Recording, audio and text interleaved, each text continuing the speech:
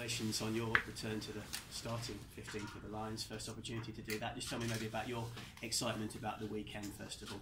Yeah, I'm obviously very excited. It's a huge honour.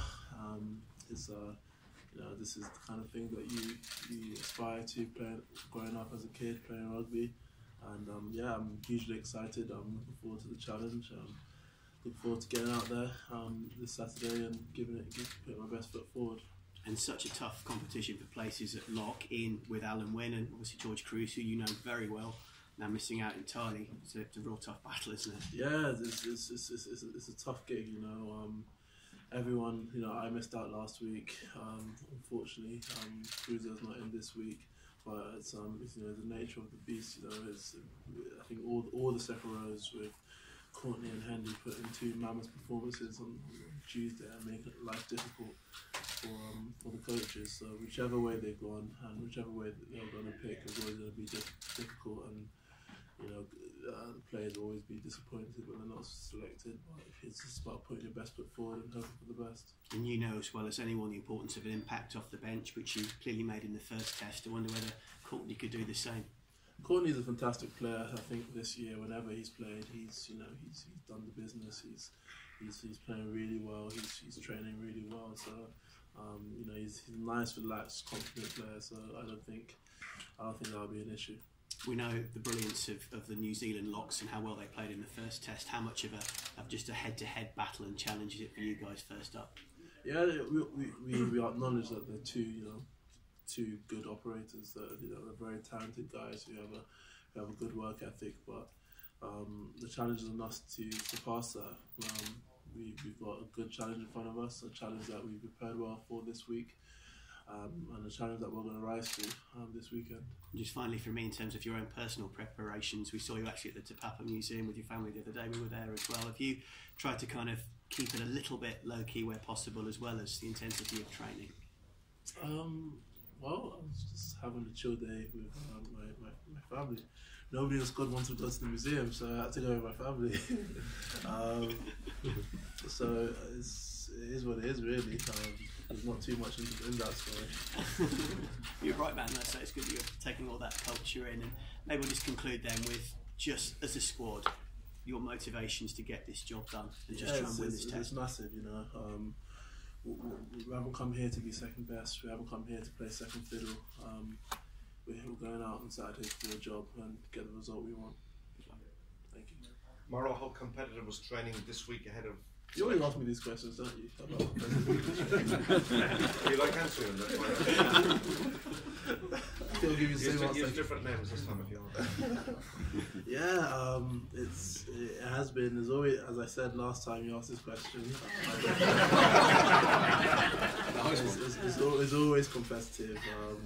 When you have, you know, the type of players that we have, and you know the competitive nature where everyone's used to performing, everyone's used to winning, it's always competitive. It's probably up to a bit this week as a result of last week, and you know, want to right the wrongs of last weekend. And what has to be different this Saturday to last Saturday? I hope I haven't repeated the same question. Well, you know, rugby is a game of, you know, contact and physicality. We need to improve in that area. We need to be a bit more clinical on the ball, and we just have to stay switched on for the whole game, because these guys are sharp, good, intelligent rugby players, and when you switch off, they make you pay for it. Maro, the breakdown was in and around the breakdown was an area of concern last week. How are you going to go about fixing that? Similar to the last point, is about upping the physicality around that area. You know, blasting men past the ball and making sure that the ball carrier does his job there. So we've addressed that issue in training. We've addressed that from the last game, and we'll hopefully see an improvement this weekend. It is more of an attitude thing than team session. I had some physio this morning when the lads went to the gym.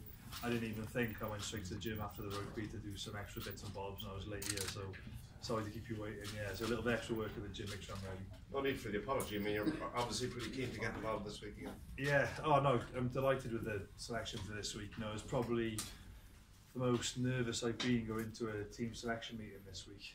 really didn't know what was going to happen. I thought some guys played absolutely brilliantly on Tuesday.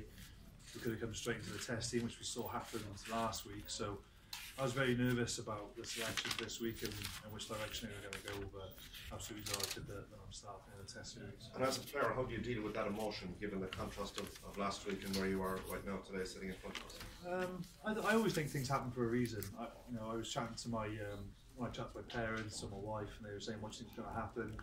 I try to think about it, but I just sort of say I think things happen for a reason. If I deserve it, I'll get picked. If I don't, I won't, and I'll just get on with it. I've never been the sort of player to not get selected and go and question it to the coaches. They haven't picked you for a reason, so I just keep my head down, keep working hard, and hopefully I'll get my chance. So that's just the way I look at team selection, really. So yeah, I was nervous about it, but if I wasn't going to be picked, I would have accepted it. So 3 games in the series, 1 gone, you're 1-0 down. I mean, the pressure really is on the Lions to perform this Saturday. Yeah, similar to guys who've been through that before. In Six Nations matches, you don't really get it in the autumn or summer series, but in competitions in Six Nations, there's lots of games I've gone into from a Welsh perspective. If you lose this one, you're going to be out of title contention. So guys have all been through that before, their national teams, and went through it 4 years ago in the 3rd test against Australia, and so guys are used to that pressure, and it's nice, you're doing the team session today, and you see the group of 23, and it's such a classy group of players, and those guys can take a lot of pressure, and they won't faze them, So we've got a very good team, very experienced side, and they'll be able to deal with anything that's thrown at them this Saturday. And because it's game 2, do you have to have a certain switch in mindset, given the fact that it's the same, you played the same country last week?